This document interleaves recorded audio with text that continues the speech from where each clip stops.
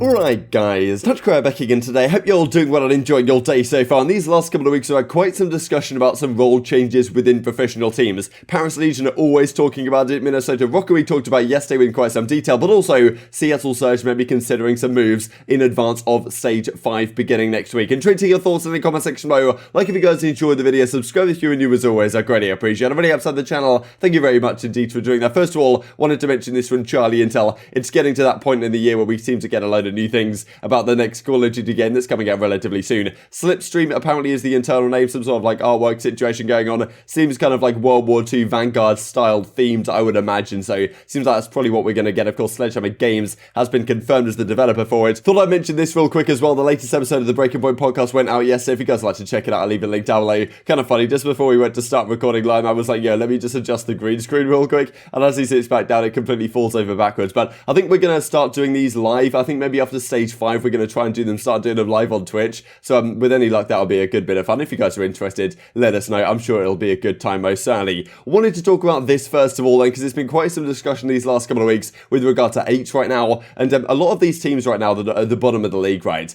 are like, how hard are they actually trying? Because this is the thing with the players themselves. We talked a couple of days ago, like, well, Kenny was talking about that a lot of these players have lost their passion right now. And yes, you've got some players like Arcitys, and I think Simp was talking about it, certainly, that we've looked at, saying like, yes, 8 as a concept is not particularly helpful for your gameplay, but at the same time, surely playing more COD is better than playing less COD if you're trying to be the best team you can be. But I imagine a lot of the teams right now that maybe are down there in the bottom 4 of the league, they're having a very difficult time making it to champs and probably aren't. Like, how often are those guys actually hopping on and playing 8s? Because yeah, do they really need to, but do they feel like their spot is solidified for next season? Because that's certainly a big question. I think if you're a lot of those bottom tier teams, you're probably going to be axing your entire roster. We see plenty of teams do that last season, to be honest. So as Vivid says, not a single lobby of 8s anymore, pro or challengers, sad times. I'm making my return to Dashy, so Vivid's trying his best to play as much Call of Duty as he can. We get this from Slasher as well. Is it possible to get 8 pro players to play one 8 series? Just one, that is all I ask. Impossible task as Vivid. I think they actually went on after this to play a couple of series. They did manage to get some people together, but certainly been a big question about why these players aren't so keen to actually hop on and play Call of Duty at a high level. Of course, the 8 isn't exactly playing with your team, but it's still getting better Call of Duty practice than not playing at all or playing public matches, I would suppose, if you can separate how you play an 8 and how you play with the rest of your team. So it's always something people used to do back in the day, but as of late it doesn't seem like people are actually trying too much. But as Slasher, he's certainly going hard in advance of Stage 5. On the Thieves side, might have to start running these S&D chals.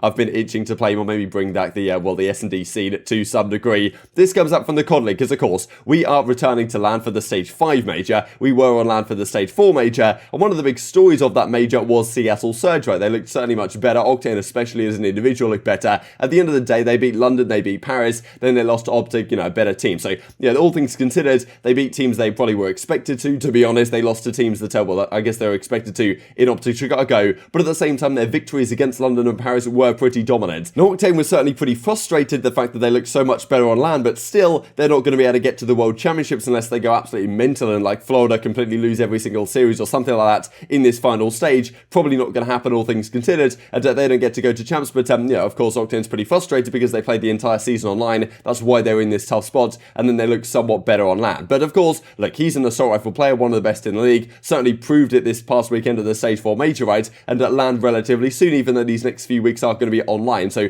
not exactly easy for them to get back to that form in that degree. But of course, teams have been considering making role changes. This is something that teams tend to do either if they have no money to make moves, like the Paris Legion the entire season long, or they're thinking they might make some moves, but they want to keep some existing chemistry, and there's no one really like massive free agents available on the market right now considering some role moves. Now, of course, look, I think Octane's still going to be like a main assault rifle player on this team, but in certain situations, we saw it with Crimsix actually on Apocalypse at the major with the Dallas Empire. Thought I'd put this on big screen right here because it's absolutely beautiful in all its glory, which I'm sad we didn't get to see this image before now in the highest quality possible with Crimsix doing the pose on the main stage. But Crimsix was actually, he's the main assault rifle technically for the Dallas Empire, but he was actually using the SMG, the AK-74U on Apocalypse hardpoints up against Atlanta FaZe, and ILLey was running the main AR. So maybe something like that is what Octane's talking about right here. But I'll share the clip right now from, well, he does this episode with Kenny, of course, the 1v1 type stuff. And if he, if Kenny loses, as I'm pretty sure he did, then, please read. Then I'm pretty sure this says, like, thanks Octane for carrying me all these years, all this type of good stuff. And, well, this is what he has to say in that video itself. Put on a shotgun, bro. No shots. Listen, bro. Listen. Shotgun. Come on. Listen, bro. Bro, you're not getting any kills with that thing, man.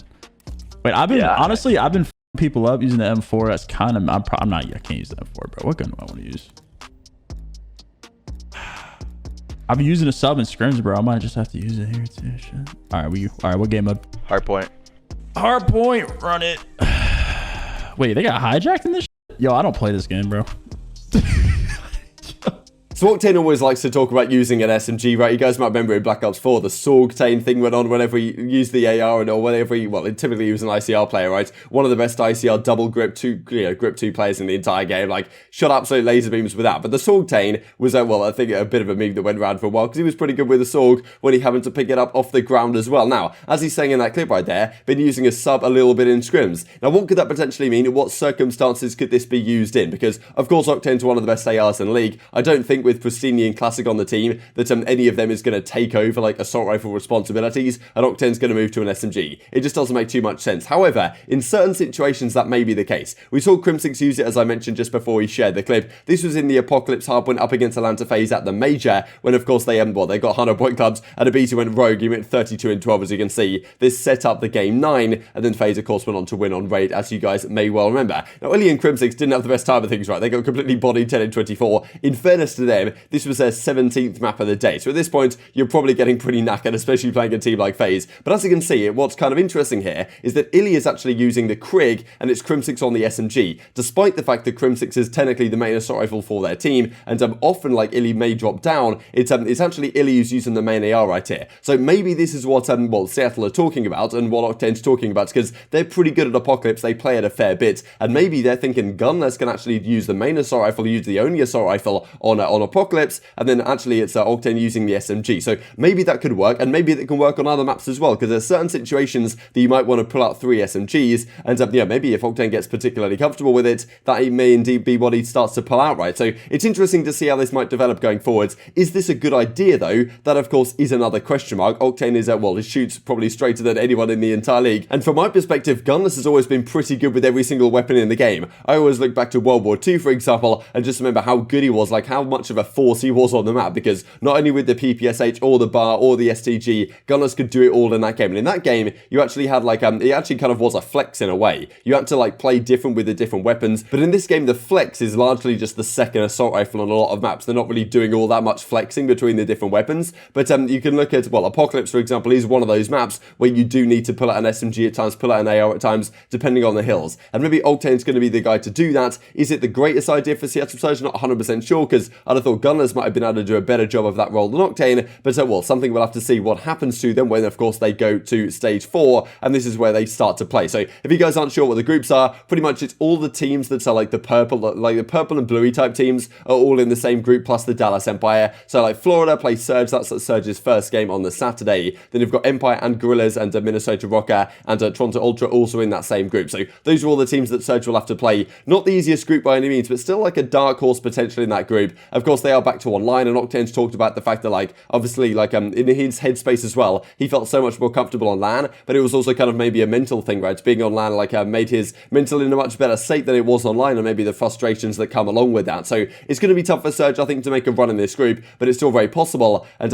maybe this change that they are making with Octane on the SMG in certain situations could benefit them along those lines. Speaking of SMG players, top 5 SMG players in the game right now, says Crone yesterday. This is, I think, a very interesting discussion, because the CDL memes is I think a lot of this is along the right lines. I think that there's some players that just have to be here no matter what, and then there's others that you can certainly debate. So I think that Simp, aBeZy, Shotzzy, to me, those 3, I think you have to put them there right now. Simp and aBeZy are complete no-brainers. Shotzzy as of late has been phenomenal, and of course they came second at last event. So I think that Shotzzy has to be there, no doubt. The rest of the 2 is pretty tough. Doug Sensor Martin, maybe you throw him in there, but there's a few players that could deserve a spot. Hydra, I think, definitely deserves a mention. Arguably, I think I'd put him in my top 5, but there's other players as well you've got to think about. You've got to think about Standy, right, from the Minnesota Rokkr. I think I would put CleanX in there, to be honest. I think that CleanX is still pretty underrated for what he does for the Toronto Ultra, because they didn't have the greatest result this last event. I think that people aren't really looking at CleanX too hot right now, but he does so much for their team. It's incredible, to be honest, because Bant is a slower, more methodical SMG. The pressure that CleanX puts on the map is ridiculous, so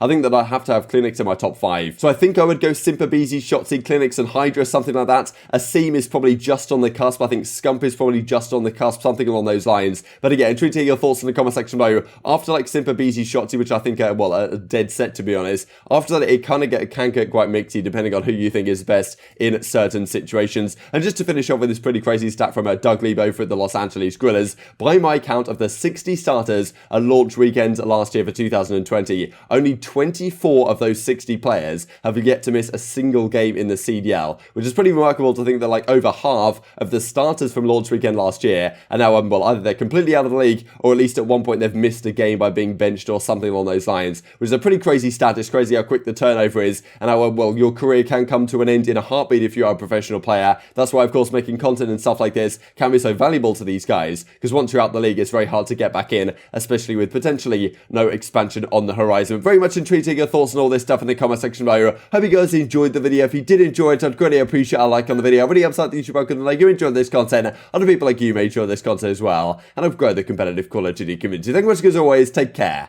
and I will see you next time.